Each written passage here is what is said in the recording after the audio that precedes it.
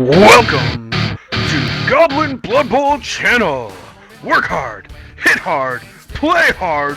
Will you survive Goblin Blood Bowl? Proudly serving Bloodwifer beer in all Goblin stadiums. Welcome to another exciting episode of the GBBC.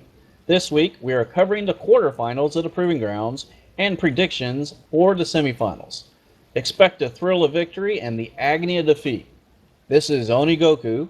And this is Fat Zombie. Let's rock. The first matchup we will discuss is RIP versus Philosopher Kings.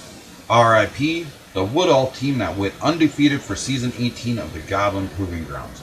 The team that had miracle plays right from the start of the season, and the team that managed to not only survive, but to dominate their division, and took home the division title. Will they be able to go all the way and bring the championship title home? Let's see.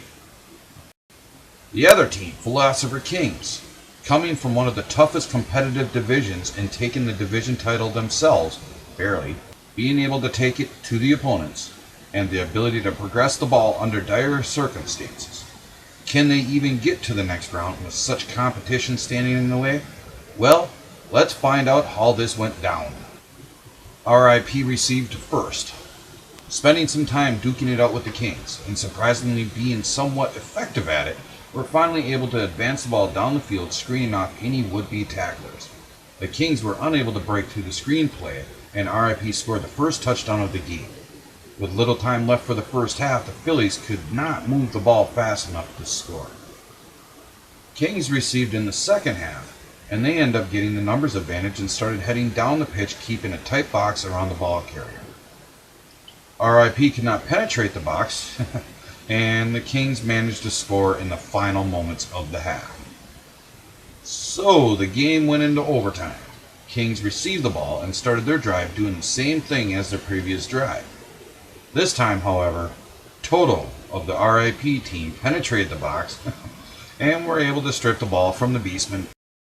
Riccati from the RIP team could not sneak the ball away from the Chaos Warriors for what could have been the game-ending touchdown play. Because of this, the Kings simply picked up the ball and kept moving down the pitch as if nothing happened, eventually ending the game 2-1 in favor of the Philosopher Kings.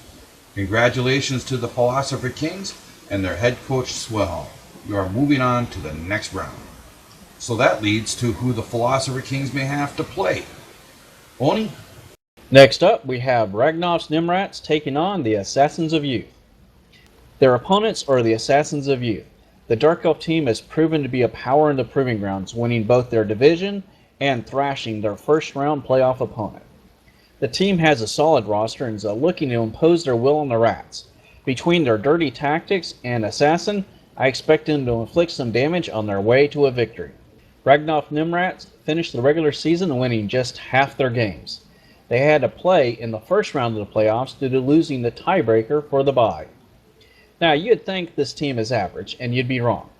They have some of the best players in the Proving Grounds, and their coach has them dialed in for the playoffs. The Nimrats have won both their playoff matches and expect the trend to continue. Any team taking them on will have to be wary due to their players and the confidence they have.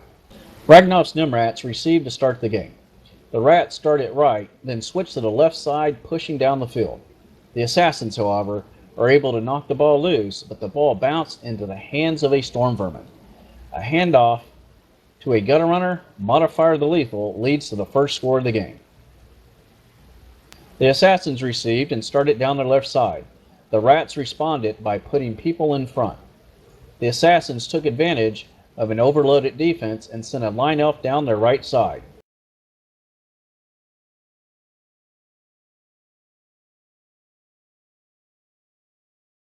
A fumble pass, though, stopped the Dark Elf offense with the half ending 1-0 in favor of the Nimrats.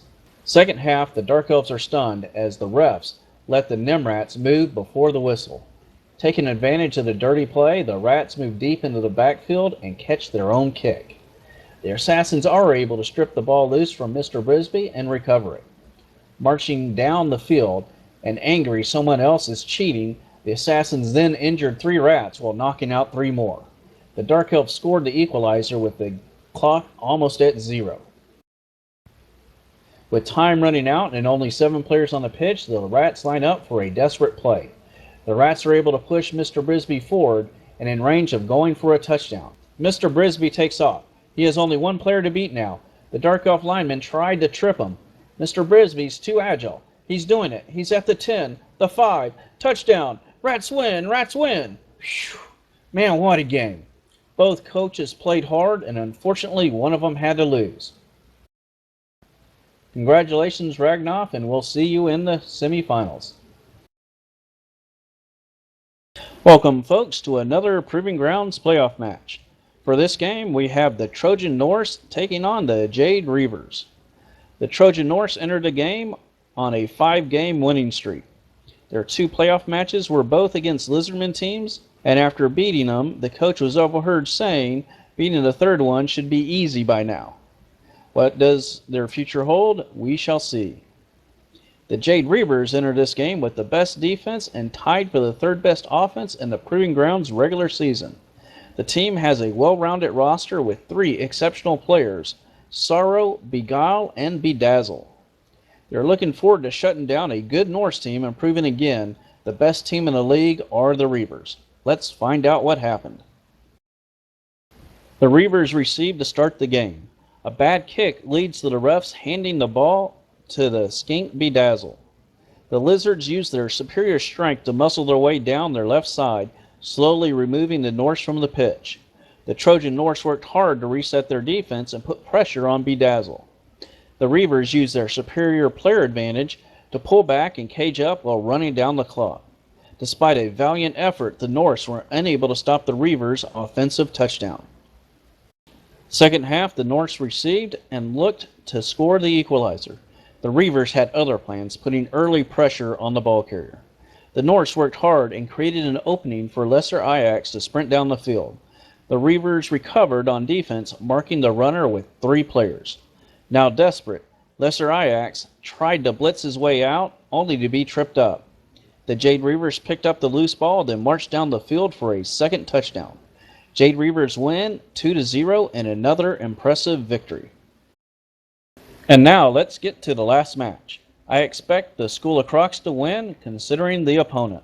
For the last and the best matchup, Sleeping Dragons versus School of Crocs. Sleeping Dragons, never heard of before, smashing their way into the top spot in the division almost immediately from the start of the season, making a name for themselves more and more every game, bringers of blood and despair, division champions, and most importantly, the most exciting team of the season. Can the Sleeping Dragons win against the Lizardmen, a race they haven't played against yet this season?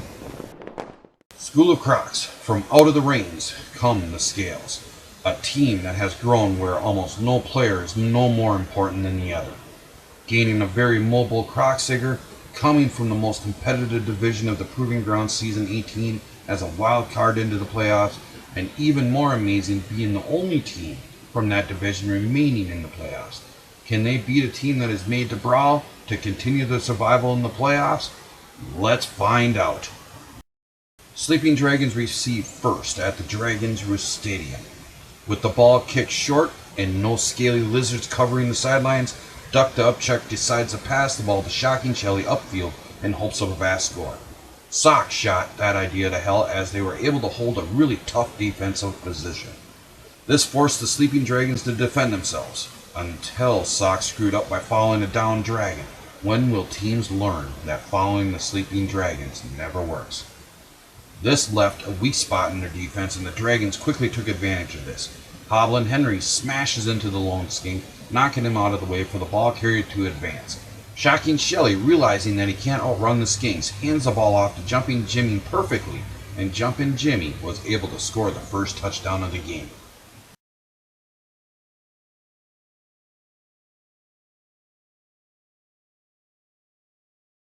School of Crocs now receives the ball.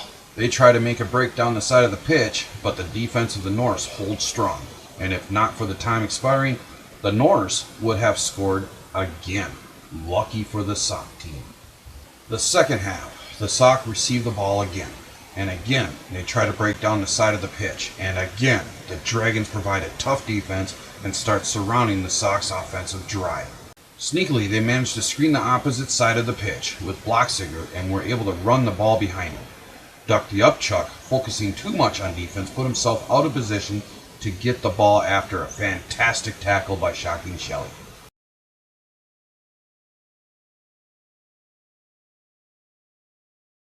This allowed the Skinks to quickly recover and reform another screen. Rough Randy from the Sleeping Dragon sneaks in, but only manages to push back the ball carrier skink, Zakshi. And in the background of the current play on the pitch, Hoblin Henry gets his revenge on Chick-Talk of Blake and Cantal for following him earlier by smashing his fist into the skink's belly and straight through to his spine. Figured I would add that in there considering how awesome that blow was. Anyway, Zakshi did manage to finish his run to the end zone with some good blocking from his teammates and scored the last touchdown of regular time play. With the score being 1-1, we head into overtime. School of Crocs receives the final kickoff of the game, and the Sleeping Dragons play it smart by kicking the ball right at Blocksigger. Not ready for the ball, it bounces off of Blocksigger and lands right next to him. Surprisingly, the Skinks didn't even try to pick up the ball that their own sources had surrounded. The Sleeping Dragons realize this and advance on them. Baby Boomer makes an excellent series of punches at Toxel, first pushing him back into a down Norse, and then pushing Toxel on the ball. Along with these great blocks by Baby Boomer, the ball takes a few fortunate bounces to the side of the Norse pitch. Duck the Upchuck picks up the ball and starts running. Taking some weird turns, he gets himself into trouble. The Norse Ulfwarner Skull Scratcher gets Duck out of trouble with a frenzied and fiery series of blocks. With a free run to the end zone, Upchuck trips over himself, knocks himself out, and fumbles the ball out of bounds. The idiot could have won the game. So, now the School of Crocs have a chance at offense. Bokata, the skink, picks up the ball and attempts to hand it off to Elkapek. Elkapek wasn't ready and drops the handoff. Shocking Shelley of the Dragon sees the free ball and attempts to get it and just couldn't get it into his hands. Garxel, having enough of the fancy stuff from his two fellow skinks, grabs the ball himself and attempts to run down the field. But he had no one able to protect him. With a lone skink in his sights, Power Plucker guns for Garxel and knocks him out cold, freeing up the ball. The ball then quickly gets picked up by Jumpin' Jimmy with Shocking Shelley as a lead blocker. Shocking Shelley soaks up a block from a source and Power Plucker smashes into a threatening skink, making the way all clear for Jumpin' Jimmy to run in for the winning touchdown of the match. Practice paid off overall for the Norse team Sleeping Dragons and their head coach, me. But can me and my team do it all again against Oni and his Jade Reavers? Of course they can, but I am not going to say how.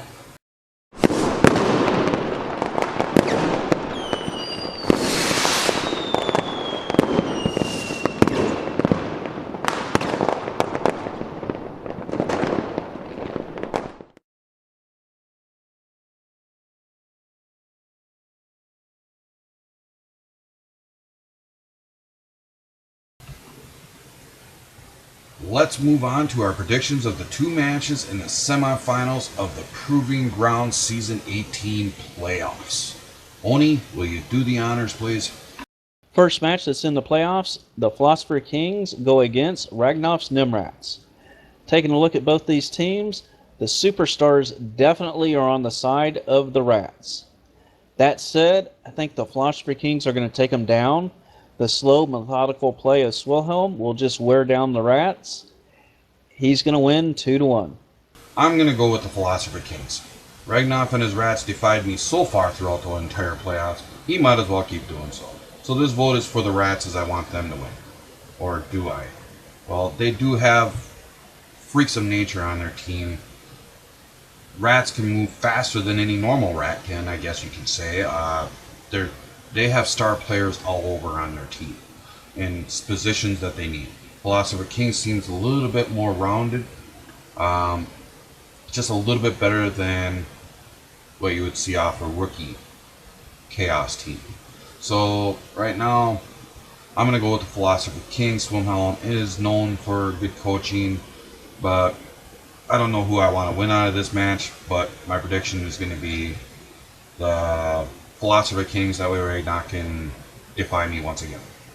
Now, in response to what you're saying, I think the other difference, Philosopher Kings will probably have a wizard to help them out. and that's going to be one of the bigger deciding factors of the match. Yes, that very well could be as well. Along with his coaching ability, yeah, we're on the same side pretty much on this. Good luck to both teams. And may many deaths happen. And now, for the second match, we have the showdown you've been waiting for. We have the Jade Reavers taking on the Sleeping Dragons. Jade Reavers, of course, is coached by Moi, and the Sleeping Dragons is coached by Fat Zombie. I've taken a look at both teams. I've taken a look at the coaches. Easily a victory for the Jade Reavers. They're the better team, they have the better coach, and I'm predicting a 3-0 slaughter. Getting a little heavy of yourself, aren't you? My team will take this game. I do know of your ability to coach, but me and my team are ready for it. Provided your fans don't get involved, or if you don't cheat, you will lose. Oh, 1, lesser competition. 2, you're already making excuses. We'll see who is making the excuses after the match is over. And with that, this is Fat Zombie. And this is Onigoku signing off. Oh, wait. What? Don't forget the deaths. Have a good night, everybody.